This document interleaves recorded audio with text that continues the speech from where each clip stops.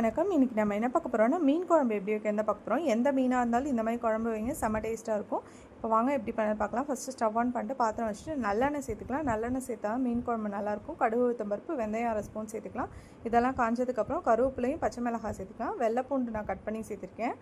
அதுக்கப்புறம் வந்து பல்லாரி வெங்காயம் பொடிசாக கட் பண்ணி சேர்த்துக்கலாம். வெங்காயம் வதங்கினதுக்கப்புறம் தக்காளியை மிக்ஸி ஜாரில் நல்லா நைஸாக அரைச்சி சேர்த்து ஒரு 2 நிமிஷம் இருக்கட்டும்.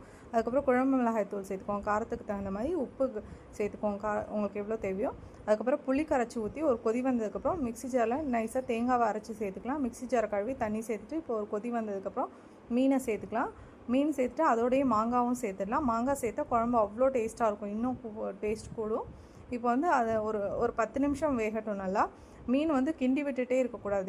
எப்பயுமே வந்து ஒரு 5 நிமிஷம் கழித்து கிண்டி விடுங்க, 10 நிமிஷத்தில்.